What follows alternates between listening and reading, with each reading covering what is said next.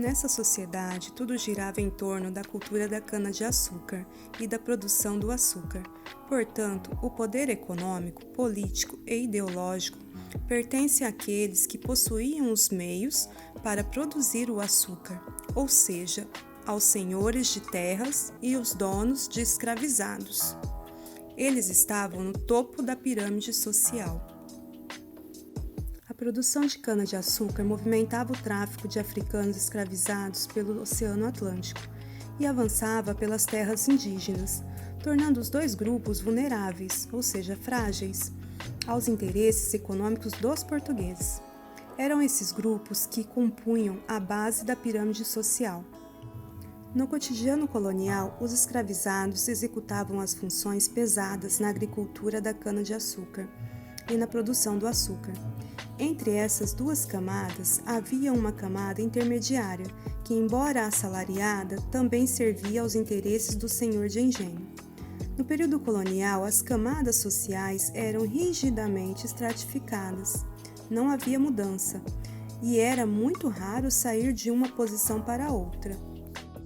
O conflito entre os interesses dos indígenas e os dos colonos europeus, que passaram a ocupar o território, foi uma das marcas da colonização do Brasil. No período colonial, a expansão das plantações levou à expulsão dos indígenas de suas terras. Os indígenas, assim como os africanos trazidos para a América, passaram a ser utilizados como mão de obra escrava. A sociedade brasileira estava dividida entre escravizados, homens livres e senhores de terra. Os escravizados, indígenas ou africanos, eram considerados instrumentos de trabalho e podiam ser vendidos ou trocados como mercadorias. Já os homens livres, roceiros, artesãos, pequenos comerciantes, eram em sua maioria mestiços e de baixa renda. Apenas brancos e donos de terra ou grandes comerciantes podiam ser eleitos para as câmaras municipais e ter cargos ou títulos na administração colonial. Eles eram chamados de homens bons e formavam a elite da sociedade colonial.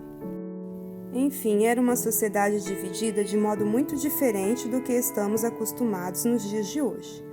A maior parte da população colonial, composta de escravizados, indígenas ou africanos e mestiços, era marginalizada e não podia participar nas instituições administrativas ou religiosas da colônia. Nessa cerimônia, podemos observar um padre, homens brancos, vestidos de roupas da época, uma mulher mais afastada e os indígenas também observando à distância.